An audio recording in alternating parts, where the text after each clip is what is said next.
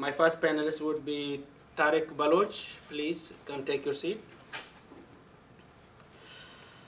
And after that, I would like to invite Dr.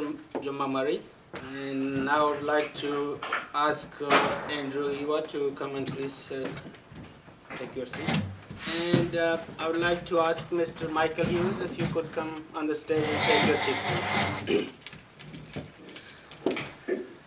After these, we're going to have a break, and then we're going to invite the other panelists. So first, I'll start with Tariq Baloch. Tariq Baloch is a great political activist.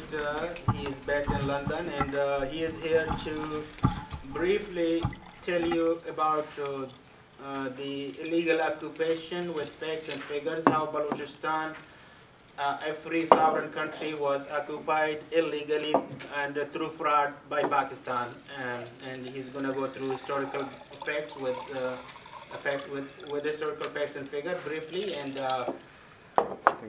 Tariq Baloch, please, you're welcome. And good morning. I know this is Easter Monday, and for Christian community, this is an auspicious day for them, the auspicious weekend. And I understand most of them probably are missing because they're with their families and so on, which is perfectly understandable. Can you hear me? Fine, yeah? Before I... The mic is working? I don't know. Yes, it is. Okay. Yeah. As... Bring it pretty close.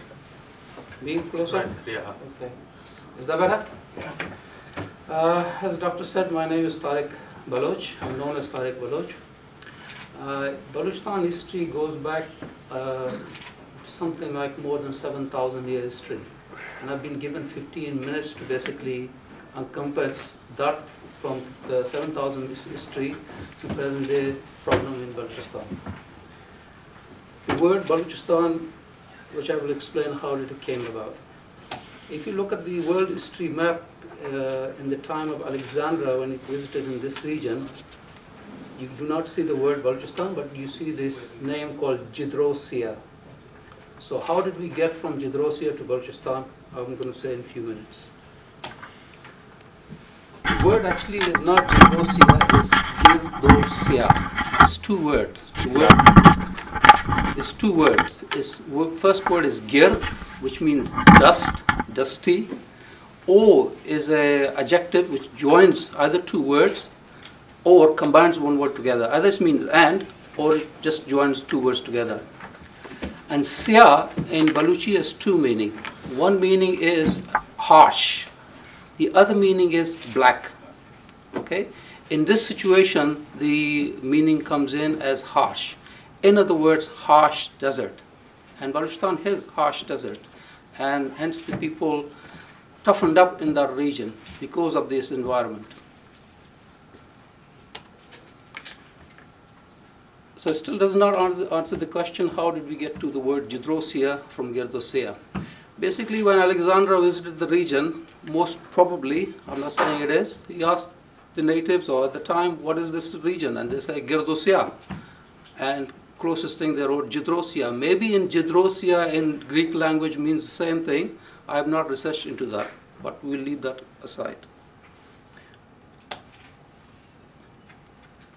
Still, basically, how did we become from Jidrosia or Girdosia, how did we become Balochistan? This is our, before I talk about how we became to Balochistan, I need to explain the word, what the Baloch is. Baloch is basically a title bestowed by outsiders to the Baloch. Some say it is the last Median king people, when the Baloch actually took an army or was part of the army, attacked the last Median king. And they said, they gave us this title because in the crown of the Baloch was a picture of a feather of a bird, okay? And that definitions in their language is saying is Baloch. But some say no, it is an Arabic definition. Some say no, it is a Sanskrit word and it comes from two words, Bal, and Bal means basically strength or power. And Och means high or magnificent, or tall or magnificent, okay? Whichever way you look at it. Some say, no, this is actually an Arabic word. Some say, no, it's a Median word.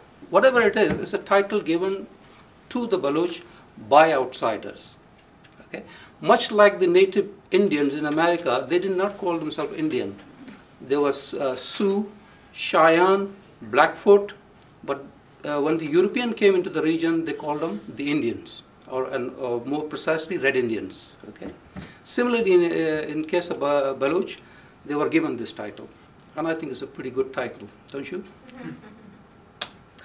So, how did the in 1365, between 1365 and 1370, Amir Miru Mirwani had a vision. He realized this region is changing and things are happening. Alexander came into the region and various other things are happening. He formed what is called the Baloch Confederacy. He got hold of all the tribes together and put them together and said, one of the things we'll do is we'll call this region Balochistan. Istan means land. In other words, Baloch land. So he put all the tribes together, and that's what basically started. His dynasty lasted from 1410 to 1549. His great-grandson could not have any children, so the dynasty went to his brother's kids. And they said, from now on, we will be called Kambranis. So it is the same family, but now they have changed the name Kambrani. And the Kambrani dynasty lasted from 1549 to 1695, until it was the next the person who took over. He said, from now on, my generation will be called Ahmad Zai. Zai means children. Okay. In a sense, from this day onward to present day, Khan of Kalat is called Ahmad Zai, and that's from 1695 to present day. And as you can see, this is the same family. Maybe the next children or whatever, if it is happens or it doesn't happen, or somebody decide, let's go back to the original name of Mirwani, and you can see it's the same dynasty. It's a continuation. The fall of Ranjit Singh in Punjab led to the British occupying Punjab and incursion into Sindh, and this is where the Baloch problem basically started. It started with Charles Napier. Napier did a couple of things which were very detrimental to Baloch. First of all, his first act was to offer a bounty for any Baloch found in the area which is called Jekmabad today. Okay? Jekmabad is part of Balochistan. Balochistan in winter is quite harsh in the mountain. So in the winter time, the Baloch will come down to the lower plain, where there is deserted area, which is warm and hospitable in winter. In summer, it's not. So what the Napier wanted to do is to stop the movement. So he offered a bounty on any Murri, any Bukti found in this region. Basically, if you kill the Baloch, you got a bounty for it. Yeah, and then what Napier did is set up what is called frontier force, which was quite detrimental. And next came General John Jacob. He took over the frontier force, and he was quite brutal. At one occasion, he killed something like 700 Murris in one raid, and only 2 people survived.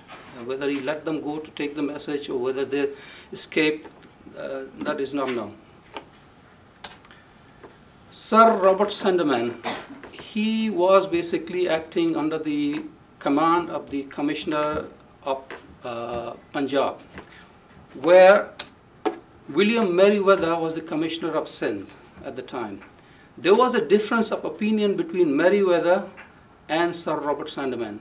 Sir Robert Sandeman was hoping to become the first person to march over Kalat's palace, to establish himself as maybe the next chancellor or commissioner for the region.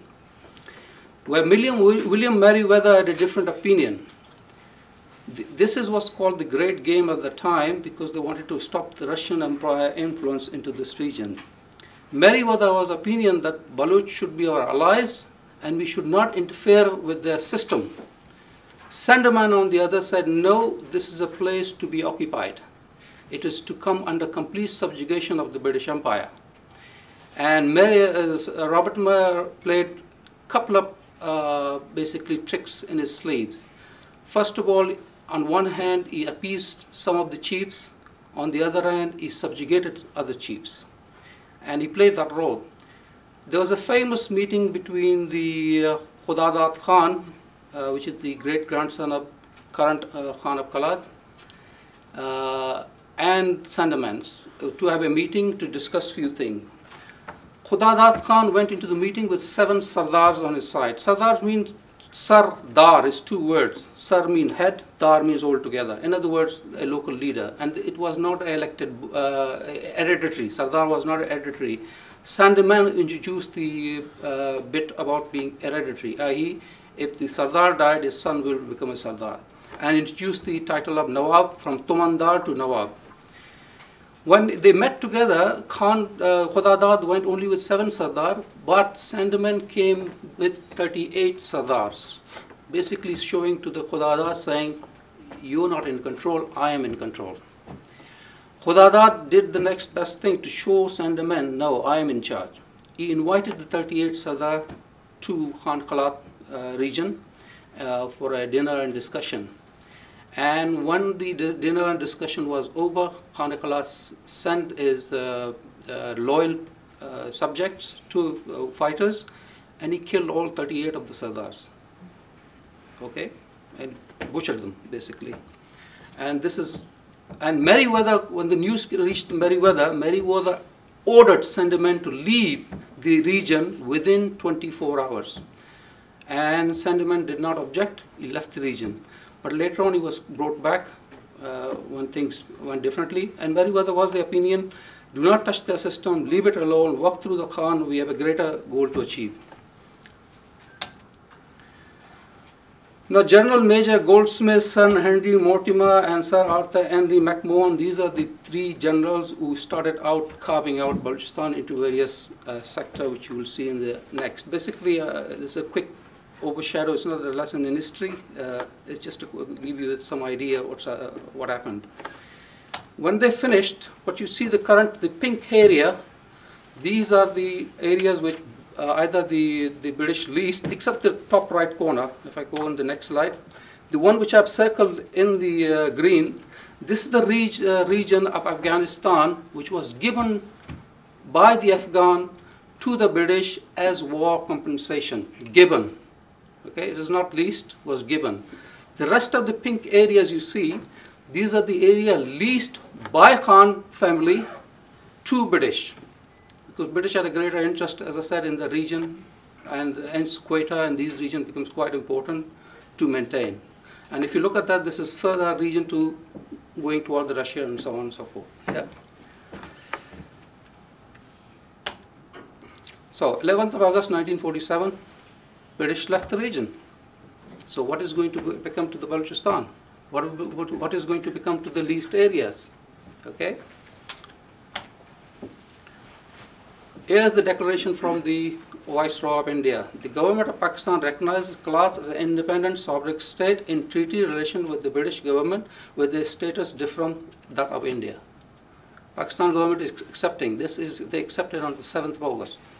11th of August has been released. And you can read the rest, okay? Now, what was the take place discussion on the leased area? The leased areas which were given to the British. Should they go to Balochistan? Should they, for a temporary period while the lease is on, should go to the Pakistan or not? That was the discussion to be taken place, not on the sovereignty of Balochistan. Khan Kalat did 2 wonderful things. He established 2 houses at the time, the Khan-e-Azam. He established the Shahi Jirga and what we call the ordinary Jirga, okay, lower house. If you like, the house of House of Lord and House of Common, if you take the British point of view, British system. Both of these houses were put this question: do we want to join Pakistan as a one entity, or do we want to be ourselves? Both of the houses says no. Balochistan is to be remain independent, sovereign. We can have communication in relation to defense and communication, much like the NATO today, like a NATO alliance. Yeah. Yes, we are both newly born nations, yes, we both need to cooperate in defense and communication only. And this message was given to Jinnah. And basically, Jinnah did not like. On 27th of March 1948, mobilized troops annexed Balochistan forcibly into Pakistan, as you heard earlier on, Khan Khala said, by force. These three men I'm showing to you here is basically on further right is Ghosbakh Bizenjo, in the middle is Sardar Ataullah Mengal, and on the left is one of the historian Gulkar Nasir. I took an old map. The reason I'm putting the picture of the Ghosbakh Bizenjo, he made a very strong statement at the time regarding Balochistan. He said this treaty is over the death of 15 million Baloch, if you like. And later on, Ghosbakh Bizenjo believed in playing Pakistani politics in his life. And this is the accession treaty, which I really can find anywhere on the internet, so not going into it. Even in that treaty, they recognize Baloch autonomous right. Baloch is an autonomous state. Okay. So first war of revolt. As soon as Agha Abdul Karim heard, which is the brother of the Khan Ahmadiyar Khan, Agha Abdul Karim took 102 men with him and went into the mountains. And first guerrilla war revolt started. Agha Abdul Karim did not come down until Pakistani promised on their holy book, which is the Quran. For any Muslim, Quran is the highest. When you take an oath on the Quran, which means you are saying you're going to abide by it, and you basically calling upon the Almighty and saying, on your book, I'm bearing as witness. Okay. The Agha Karim will be given safe passage to Khalat, and there he will be discussing. But as soon as he came down, Pakistan military arrested him and his colleagues. Agha Abdul Karim was given long sentences. It is believed he spent first 18 years in prison, later on he was arrested again, and then total amount of time he spent in prison is about 28 years. But Agha Abdul Karim did one thing. He established to the world, Baloch did not accept the accession treaty, accession of Balochistan. Baloch believed that Pakistan had betrayed the Safe Conduct Agreement. This is the local people. And Karim and his followers, as I said, spent long term in prison. That's the first revolt. So in other words, the motions came into being. Remember, this is a newly state, fragmented at the moment, just got rid of the colonial government of Pakistan, the British, and now is taking birth, and within 9 months it's been taken over by military force. So it takes time for things to organize. Hence, when Agha Abdul Karim went out to the mountain, only 102 men joined him. Okay. The second revolt came in the shape of Noroz Khan. This is when Pakistan military felt that now they are strong enough and they don't really need Baloch consent. And there was another reason as well, because the Bangladesh, which is the Bengali speaking, was a very large population, more than 50% of then Pakistan. Why did the British create Pakistan? British actually says in their annuals, Balochistan as an independent state is too dangerous. They need to explain what do they mean by this, is too dangerous. But for us, we are a nation. We existed for thousands of years. This entity of Pakistan never existed before. When the British created it, make sure the power goes in the hand of Punjab. It knew Punjab will obey his master's command. Okay? And Punjab, if you look at it historically, after the fall of Ranjit Singh and so on, it's a farming land. It's a feudal area. In a land, you can have as many as maybe 30,000 people working for one landowner. And how does this landowner control themselves? If you go and do even research today, by iron fist. And this is the policy Pakistan adopted, iron fist policy. And it was helped by the British, because these guys did not know how to run a modern state. Yeah? And we really want the British, the European, the American to be our friend. stretching out our hand, take it. We are saying, take it. Don't hold back. Don't push us to the corner where we may start looking for other means. We are coming to you, to the American, to the European. Come and help us. Independent Balochistan in this region will establish stability. Anyway, let's get back to the topic I was talking about. The Punjabi realized that they are in minority with the Bengalis. So they wanted to establish what is called one unit. In other words, all the autonomous rights of all the region will be disappeared. It will be controlled centrally by then the capital was Karachi through Punjab army and politicians. For this reason, they abolished the one unit. Abolishment of the one unit, Baloch recognized that this is now a assimilation policy. And against this assimilation policy, this man you will see, Nawab Mir Noroz Khan Zarqzi, is actually my hero. You may wonder, why is my hero, why not Abdul Karim? Abdul Karim was the first man who took the revolt. The reason for that is quite simple. A is age. To be able to take arms at the age of 80, and he had something like 47 to 70 men with him. He engaged 20,000 Pakistani troops into Balochistan. They couldn't bring him down. For 1 year, he continued, to a point where Pakistan felt threatened. That his revolt is doing two things. It's raising the Baloch aspiration, is making the Baloch know that the Pakistani army is not invincible, despite its 750,000 strong men. A group of small people can engage 20,000 troops. So this was really amazing. Again, the Pakistani played the trick. Again came the Holy Book of Quran. General Ayub said to them that, I didn't do this, what happened? General Ayub said to them, again with the Holy Quran, bring it. I said, we're not going to come down. They sent some Baloch people to bring them down, basically persuade them. They said, we're not going to come down, don't trust.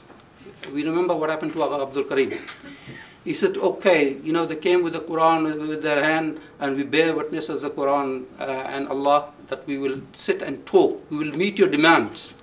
We'll talk about your demands. As soon as this man came down, he was arrested, his children were arrested, and immediately his children were hanged, and his colleagues were hanged, but he was spared. Then one of the army major came up to him with a sniggering remark, looking through the window. You see those men over there pointing to his sons? They are your son being hanged.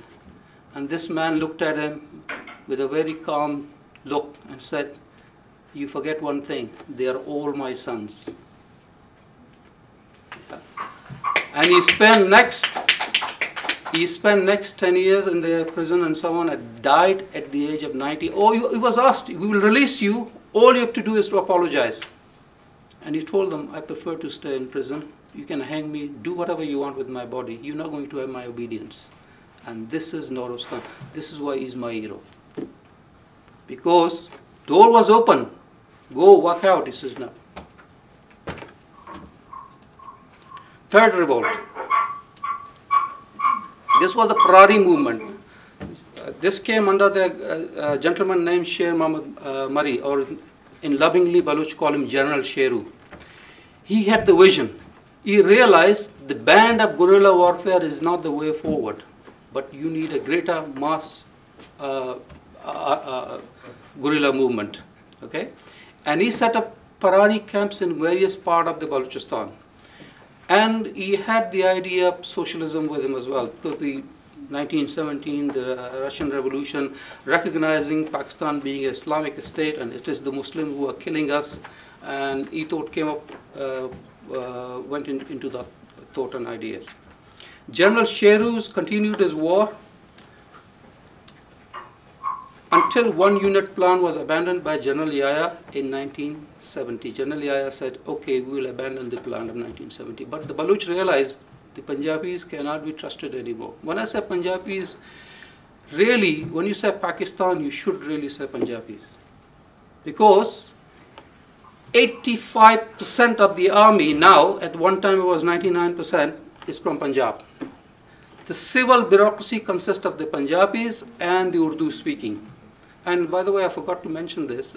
After one of the things they did, they banned Balochi language in Balochistan.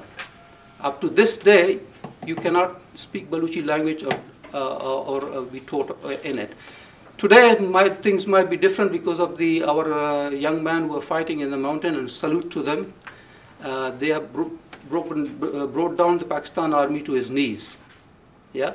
So far, Pakistan army is fighting our young men and our students. It has not faced the wrath of our nation yet. When I say wrath of our nation, I mean the people, the mountainous people, and so on and so forth, and people in the coastal area throughout Balochistan. I'm of the opinion Balochistan will only be independent if throughout Balochistan there's revolt, and that's the way forward we are going. Okay. My Iranian friends, Baloch, are sitting over there. In the beginning of the talk, I did not mention too much on the general Gold's Medal line. I'll come to it in a minute. But I thought Mehrab is giving a talk later on. He might mention it. I don't know. Yeah. The fourth revolt. If you look at the picture, on the tallest man over there in the middle is Nawab Khair Bakhsh Mari. Next to him is General Sheru, which you saw in the earlier picture. And few of the other. I've deliberately taken out old photos, so you know at the time of these revolts taking place, rather than take the current picture. And on the bottom again, you've seen this picture, but here I want you to pay the attention to the middleman and the one on the right. All three they basically played part, but the man in the middle is Sardar Atullah Mengal. He was one of the key figures in this revolt. And this gentleman you're seeing is Mir Azhar Khan Bijrani. I think his son is here, Jumpa Mari, sitting somewhere in the middle. At the age of 16, he joined, and he is a formidable guerrilla commander. I have high respect for him. In 1971, the fall of Bangladesh occurred because, as I said earlier on, the Punjabi realized that they are going to be minority, and when the voting took place, Mujibur Rahman, the then should have been the Prime Minister, won landslide victory in Bangladesh. He won all the votes. In Balochistan and the other region, the NAP won the vote. In Balochistan, the Pakistan People's Party, which was created by the Pakistani intelligence services, did not win a single assembly seat. Okay. Now, Mujib, quite rightly, should have been made the Prime Minister of Pakistan. Instead of being made Prime Minister of Pakistan, he was arrested by the Pakistani military. They did not want to give power to the Bengalis, because the Baloch would have joined the Awami Party of Mujib with NAP to form the majority government in Balochistan, in Pakistan. This would have been the end of the Punjabi power. This was not acceptable. So the Punjabi decided to let go of the Bangladesh. But instead of letting go of the Bangladesh in a respectable manner, they did what they did. In a minute I'll explain.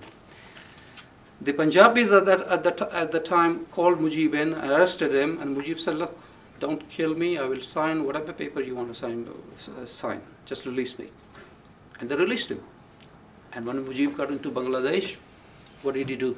He put a 6-point plan, which was basically controlling asking for autonomy, controlling their own resources.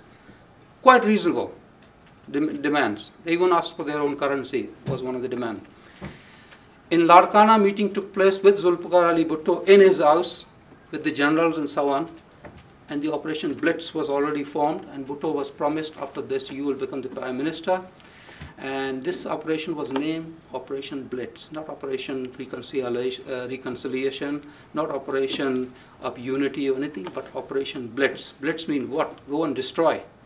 And this army, when they went into Bangladesh, they did exactly that. According to the Bengali figures, Bengali intellectuals which I'm in touch with in London, they tell me 3 million Bengalis were butchered, slaughtered. They were slaughterhouse. And something like 450,000 Bengali women were raped. Rape camp were found in the base of General Niazi himself. You know what a rape camp means? You gather a few thousand women over there, the men can rape them clockwise. Okay. When this army, it has not been the intervention of India. Look at the irony here. Bengali is supposed to be Muslim. The Punjabi is supposed to be Muslim. The Muslim went to butcher Muslim. It was the Hindus who came to the rescue. The rest of the Muslim world sat and watched, did nothing. In fact, Saudi Arabia pressured Bangladesh afterward, 71 independence, that he should not raise the case of genocide against Pakistan. Shame. Yeah, that is the end. But it is all coming out. I believe the case is being lodged. So it is not already lodged. Okay. When this army, when the Indian army intervened, Bangladesh gained its independence, and some of the troops, 94,000 fully armed Pakistani troops, surrendered. You know why? Because India landed 1 battalion troops behind the Pakistani troops. Fearing the death from the Indian army, they surrendered. Before, unarmed Bengalis, they were willing to butcher them. 3 million. But when they came to fighting men, no, this is not where we're going to fight.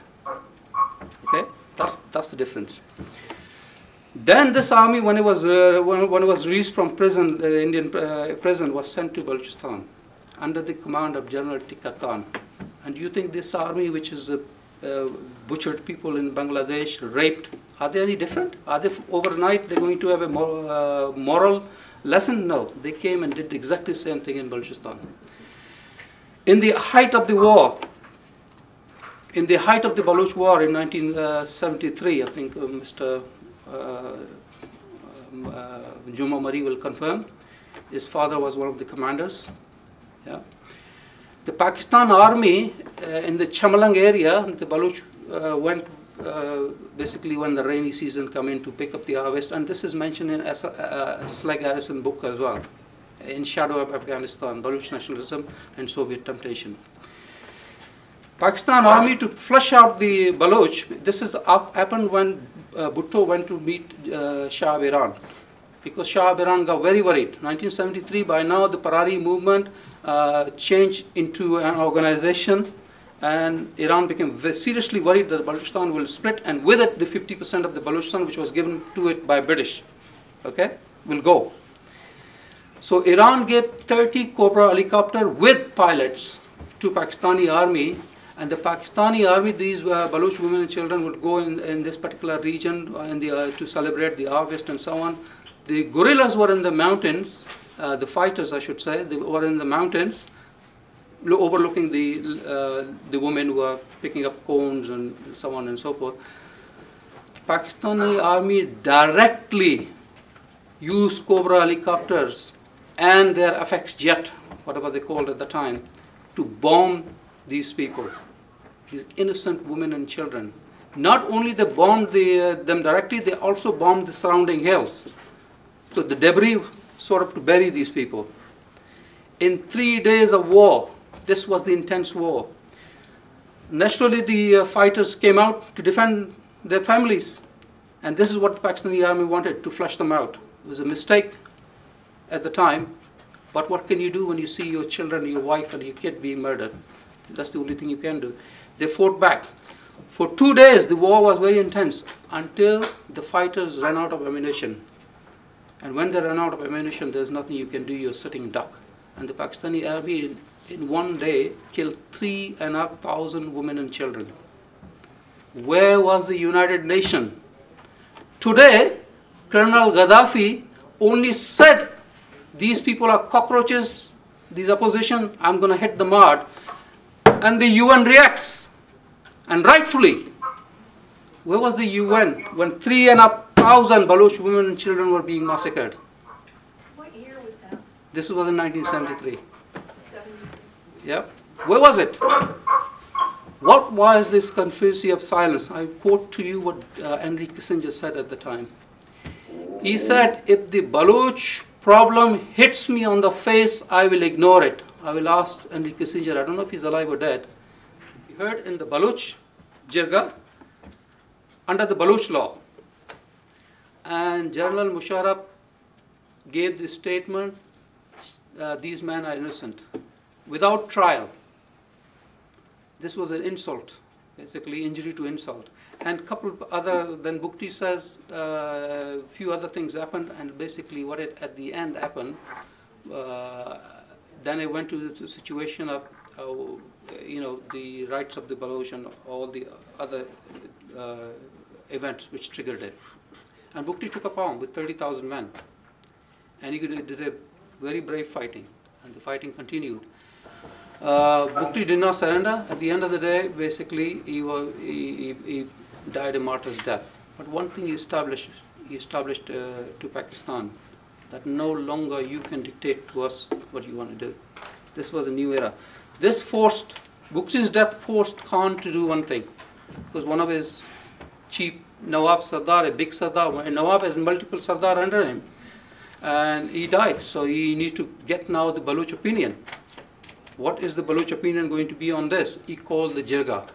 And in my opinion, this is the most important event happened since the time of the British left. Jirga was called, 98% of the Baloch participated.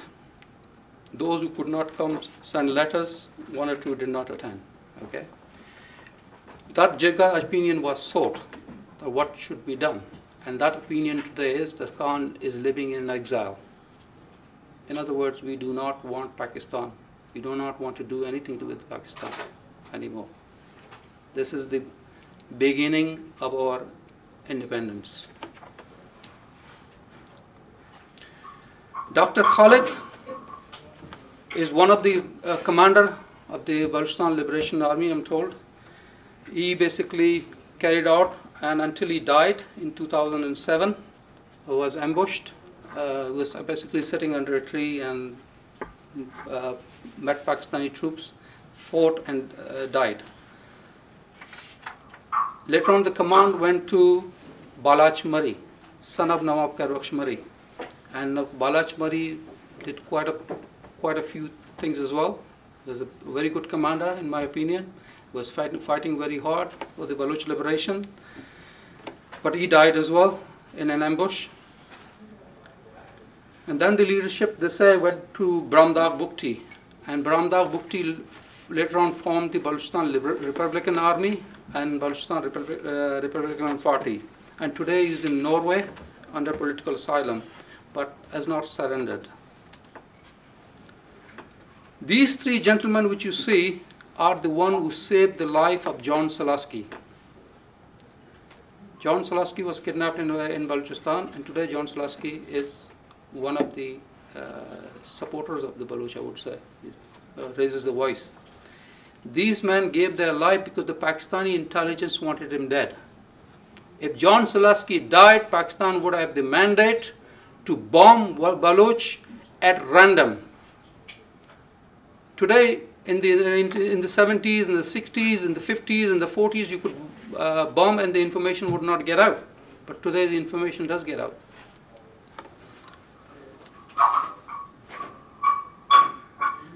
Allah Nazar is another leader who's fighting on the coastal side of Makran, and is today BSO Azad, and a couple of people were surfacing dead. Most of them belong to this group. As as Dr. Weiss said earlier on, dead bodies are appearing every day.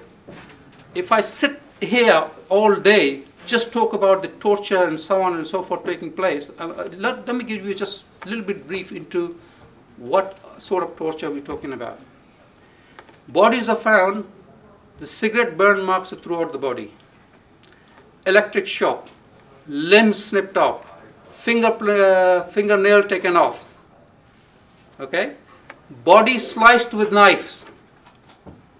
There are today 144 Baloch women with their infant children ranging from what?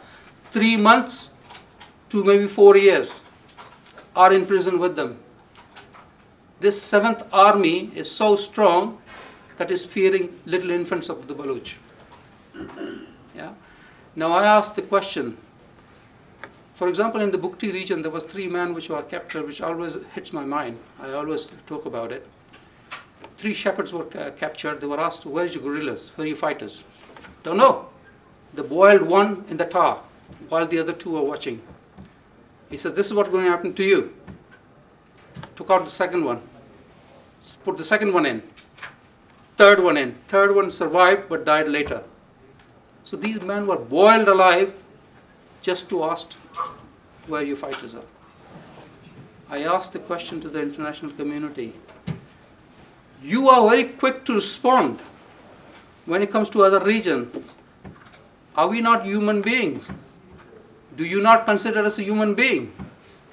If you do not consider us as a human being, then please tell us. You have nuclear weapons which have been tested in Balochistan, and the effects of nuclear weapon happening on the Baloch people, the chemical, biological. You have many rockets going into Mars and very other places. If you do not want us to be part of the earth, put us all in a big rocket and send us to Mars or somewhere where we can live peacefully. All we want to do is to exercise our birthright of freedom. This is the God-given birthright to us. Every nation has the right to self-respect living. Why should we be different? Okay? You saw, I gave a brief talk. As I said, I was given 15 minutes. I think I've taken a lot longer. If you give me all day, I'm just going to talk about the torture, killing, and so on. Yeah, it will take all day. Facts and figures. During the Bukti's time war, which is 5th revolt, 300,000 Baloch have been displaced from their homes, which Khan talked about, to create the region where the gold is now being discovered. Okay, to push the people out of the region. Those people have not returned to their homes at the moment. They are living in camps, dying. This is where Harrison says slow motion genocide. But it's moved on. Now bodies are surfacing every day. When the question was posed, where are 15,000 Baloch missing? Okay? The answer of the military, do not question us. You want your people? Here they are. 2, 3, 4 dead at a time. In a week you will find at least 3 or 4. Sometimes as many as 8 at a time. Yeah? You want your dead, you want to know where your people are? Here they are. You want any more of them dead? If you want more of them dead, then speak about it. Otherwise, be quiet. So I asked the international community, what does it take for you to act? Do you want another Bosnia, which is happening now in Balochistan? What is it? Is our blood cheap? Are we not human beings? That's basically I need to ask. Why is it in other places you will act, yet in the case of Balochistan you will ignore it? Is your interest, the war against terror, is more important than the millions of Baloch being put to, or hundreds of thousands of Baloch being displaced, and thousands being killed? Is that more important?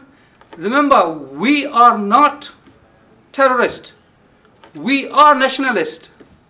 Our war is the war of independence. It is not a war of ideology. The terrorist, which you know very well, which earlier on I showed you in the map, the green bit in the pink area, which I demarcated, are the Pashtun belt, are the recruiting ground for the Pakistani Frontier Corps and the Taliban's. The Taliban's are not in are Baloch. They are supported by the Pakistani ISI, and you have the record of that. I asked the question, what has Pakistan has given to the world? Just two things. Spread of terrorism, proliferation of nuclear weapons. That's all it's given. On the other hand, the other neighboring nations, for example, India, has given educated people to the West. They're coming in there and working and so on, contributing to the economy. Yet you're pouring billions into this. Pakistan army of 750,000 is police force, frontier corps, frontier force. Put all this together will come to about 1.5 million or more. The budget of Pakistan can't afford that. So who's financing this army? I'm afraid to say it is you, the taxpayer of the United States, Britain, and the European Union. It is time you stop that. It's time you stop the massacre in Balochistan. Thank you very much.